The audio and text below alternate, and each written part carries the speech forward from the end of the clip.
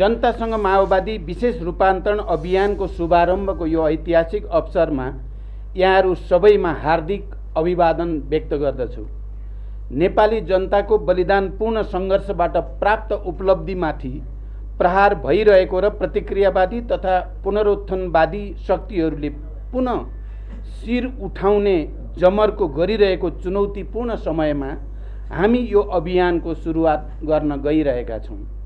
गत महिना सम्पन्न हाम्रो पार्टीको केन्द्रीय समितिको चौथो पूर्ण बैठकले देशको राष्ट्रिय एकता र स्वाधीनतालाई सुदृढ गर्ने, आत्मनिर्भर अर्थतन्त्रको विकास गर्ने, सामाजिक न्याय र सुशासनको कार्यक्रमलाई अझ प्रभावकारी बनाउने, जनताको विकासको आकाङ्क्षालाई ठोस रूपमा सम्बोधन गर्न, सङ्गठन निर्माण र जनपरिचालनका कार्यक्रमहरू बनाई अभियानका रूपमा सञ्चालन गर्ने निर्णय गरेको थियो। पार्टीको सोही निर्णयलाई प्रभावकारी ढङ्गले कार्यान्वयन गर्न आज भदौ 16 गते देशका 6743 वडाहरूबाट एकैसाथ अभियानको उद्घाटन भइरहेको छ। सर्वप्रथम म यो अभियान सफलताको शुभकामना दिँदै अभियानले पार्टीभित्र नयाँ ऊर्जा सिर्जना गर्ने र जनतासँगको सम्बन्धलाई अझ बलियोसँग स्थापित गर्ने विश्वास व्यक्त गर्दछु। आदरणीय जनसमुदाय, परिवर्तनको नेतृत्व गरेको हाम्रो पार्टी यति बेला इतिहासकै चुनौतीपूर्ण अवसरका बीचमा खडा छ। इतिहासले हामीमाथि ठुलो जिम्मेवारी सुम्पेको छ। हाम्रो पार्टीको नेतृत्वमा भएको जनयुद्ध र 12 बुँदे समझदारीका आधारमा भएको जनआन्दोलनका बलमा स्थापित सङ्घीय लोकतान्त्रिक गणतन्त्रलाई संस्थागत गर्दै समाजवादको आधार तयार पार्ने जिम्मेवारी इतिहासले हामीलाई सुम्पेको छ। परिवर्तनको रक्षा गर्दै संविधानमा उल्लेखित समाजवाद निर्माणको आधार खडा गर्ने, सुशासन, सामाजिक न्याय र समृद्धिको राष्ट्रिय अभिभारा पूरा गर्ने जिम्मेवारी पनि हाम्रो काँधमा छ। हो, इतिहासको यही अत्यन्त गम्भीर, सङ्क्रमणकालीन र संवेदनशील जिम्मेवारी पूरा गर्ने मोडमा हामी खडा छौँ। जनतासँग माओवादी विशेष रूपान्तरण अभियानको उद्घाटन गरिरहँदा मैले के देखेको छु भने, सिङ्गो पार्टी एक ढिक्का भएर अगाडि बढ्ने हो भने हाम्रा अगाडि खडा भएका सबै चुनौतीहरूको सामना गर्न सकिन्छ र पार्टीलाई देशकै बलियो र भरोसा योग्य पार्टीका रूपमा रूपान्तरण गर्न सकिन्छ। समाजवादको आधार तयार पार्ने नयाँ चरणको आन्दोलनको नेतृत्व लिन पार्टीलाई सक्षम बनाउने अठोटका साथ यो अभियानले सफलता प्राप्त गर्ने मैले विश्वास लिएको छु। आज हामी देशका सबै ओडामा अभियानको नेतृत्व गर्दै भेला भएका छौँ। आजको दिन पार्टीको जीवनका लागि, देशको पनि उज्जवल भविष्यका लागि जनताका सपना पूरा गर्ने ऐतिहासिक दिन बनाउनु छ। आजको दिनलाई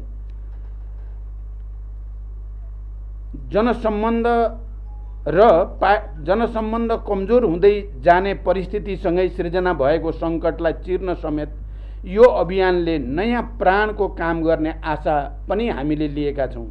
त्यसैले यो अभियानले एकातिर आजको युगको नेतृत्व गर्ने विचार निर्माणका लागि आधार तयार पार्नेछ भने अर्कोतर्फ यो नेतृत्वको लागि आवश्यक क्रान्तिकारी र सबल सङ्गठनको निर्माण गर्न मद्दत गर्नेछ। यसका साथै यो अभियानले जनतामाझ पुगेर आजको युग सापेक्ष अग्रगामी सभ्य राजनीतिक संस्कार र चिन्तनको समेत विकास गर्न मद्दत पुग्नेछ। अहिले मेरो नेतृत्वमा रहेको सरकारले सामाजिक न्यायको प्रत्याभूति, सुशासन, सार्वजनिक सेवा प्रवाहमा जनताको सहज पहुँच र विकासलाई मुख्य प्राथमिकता दिँदै काम गरिरहेको छ। सरकारले इतिहासले नै सम्झिने गरी कयौँ साहसिक र जनपक्षीय कामहरू अगाडि बढाइरहेको छ।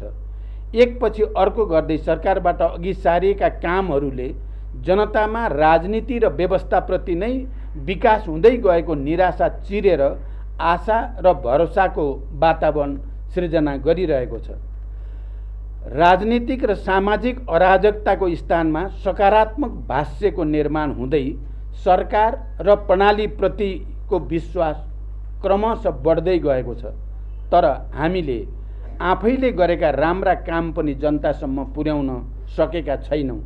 यो अभियानले सरकारका तर्फबाट भइरहेका जनपक्षीय कामहरूलाई समेत जनतामा सम्प्रेषण गर्दै सरकार र जनता बीचको एकतालाई अझ सुदृढ गर्नेछ। सरकारले गरेका नक्कली भुटानी शरणार्थी काण्डको छानबिन, ललिता निवास प्रकरणमा निर्भीकतापूर्वक गरिएको कारबाही, सुन काण्डको निष्पक्ष छानबिन जस्ता घटनाले राज्य शक्तिको दुरुपयोग मार्फत भएका अपराध कर्महरूको पर्दाफास गर्दै लगेको छ। मिटर ब्याज पीडितहरूको पक्षमा बनाइएका कानुन, नागरिकताविहीन नेपाली नागरिकका सन्तानहरूका लागि नागरिकता ऐन निर्माण, वैदेशिक रोजगारमा रहेका र अनौपचारिक एवं स्वरोजगार क्षेत्रमा कार्यरत लाखौं श्रमजीवीहरूका लागि गरिएको योगदानमा आधारित सामाजिक सुरक्षा, राहदानी, सवारी चालक अनुमति पत्र जस्ता दैनिक सेवा प्रवाह गर्ने कार्यालयहरूमा लाग्ने अव्यवस्थित लाइन हटाउने कदम, अस्पतालमा निःशुल्क शय्याको व्यवस्थादेखि स्वास्थ्य क्षेत्रमा सुधार र सामाजिक न्यायको क्षेत्रमा गरेको पहल कदमीले सर्वत्र पार्टीको र सरकारको प्रशंसा भइरहेको छ। जनयुद्धका शहीद घोषणालाई राजपत्रमा प्रकाशित गर्नु, बाँकी रहेकालाई शहीद घोषणा गर्न तयारी गर्नु, जनयुद्ध दिवसमा दिइएको सार्वजनिक विदा लगायतका निर्णयहरूले राजनैतिक आन्दोलन र परिवर्तनमा योगदान गर्नेहरूको सम्मान भएको छ। लघुवित्त पीडितहरूको आन्दोलनलाई सरकारले सम्बोधन गर्न पहल गरिरहेको, इतिहासमा पहिलो पटक पाठ्यपुस्तक समयमै विद्यालयहरूमा पठाइएको, किसानहरूलाई रासायनिक मल समयमा उपलब्ध गराइएको, विपन्न र असहायका निम्ति निःशुल्क स्वास्थ्य सेवा प्रभावकारी तुल्याइएको, आर्थिक सुधार लगायतका कामहरूले सरकारको सङ्कल्प र प्रतिबद्धता व्यवहारमा रूपान्तरण भइरहेको छ। वित्तीय तथा मौद्रिक नीतिको सन्तुलन मार्फत निजी क्षेत्रलाई समेत विश्वासमा लिई सरकारले चालेका सुधारात्मक कदमबाट अर्थतन्त्र बिस्तारै लयमा फर्किन सुरु गरेको छ।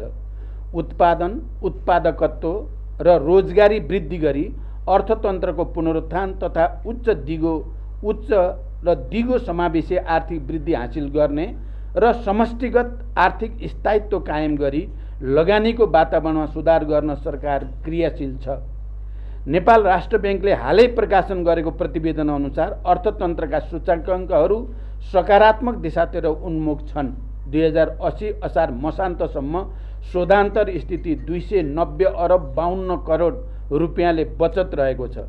विदेशी विनिमय सञ्चितको गत वर्षको सोही अवधिको तुलनामा 26.6% वृद्धि भई 1539 अरब 36 करोड रुपियाँ पुगेको छ र यसले करिब 10 महिनाको वस्तु तथा सेवाको आयात धान्न पुग्ने अवस्था सृजना भएको छ।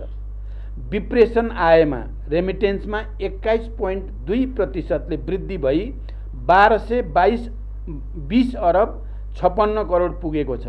जग्गाको किता कार्ड पूर्ण रूपमा खुलाउने निर्णय भएको छ र यही भाद्र 11 गते मात्रै नेपाल राष्ट्र ब्याङ्कले लचिलो बजार नीति अनुसार चालु पुँजी कर्जा सम्बन्धी मार्गदर्शन संशोधन गरेको छ र यसको पनि सकारात्मक परिणाम निक्लिँदैछ। यसबाट उद्योग व्यवसाय क्षेत्रलाई प्रत्यक्ष लाभ हुनुको साथै आन्तरिक लगानी, उत्पादन वृद्धि र बजारमा आर्थिक गतिविधि बढ्नमा सहयोग पुग्ने विश्वास गरिएको छ। यसैगरी सरकारले चालेका जनमुखी कदमहरूले जनतामा परिवर्तनप्रति असन्तोष बढाएर सङ्घीय लोकतान्त्रिक गणतन्त्रलाई कमजोर पार्ने तथा प्रमुख राजनीतिक दल र नेताहरूलाई बदनाम गरी राष्ट्रलाई नै असफल बनाउने षड्यन्त्रहरूलाई गतिलो जवाफ दिएर जनतामा नयाँ आशा जगाउँदै लगेको छ। जनतामा अब केही हुन्छ भन्ने सकारात्मक सोचको विकास र नयाँ आशाको रक्त सञ्चार भइरहेको छ। यो आजको कामको परिणाम मात्र नभई नेपाली जनताको न्याय र मुक्तिको उद्देश्यमा आधारित महान जनयुद्ध र जनआन्दोलनको क्रममा खाएको मुक्ति या मृत्युको शपथ र नयाँ परिवेशमा हामीबाट गरिएको सङ्कल्पको निरन्तरता हो। दृढ इच्छा शक्तिका साथ अभेद्य सङ्कल्प गरे के हुँदैन र भन्ने मान्यता आज व्यवहारमा पुष्टि हुँदै गएको छ। सुशासन, समृद्धि र सामाजिक न्यायको क्षेत्रमा वर्तमान सरकारले गरेका कामहरूले पार्टीको आन्तरिक जीवनमा देखिएका कतिपय आशंका र अविश्वासहरू पनि मेटिँदै एकतालाई सुदृढ गर्न सहयोग पुर्याएको छ। देशभरिका जनता र कमरेडहरूमा आशा र उत्साह बढ्दै गएको छ। अभियानका क्रममा यी सबै विषयहरू जनतामाझ सम्प्रेषण गर्ने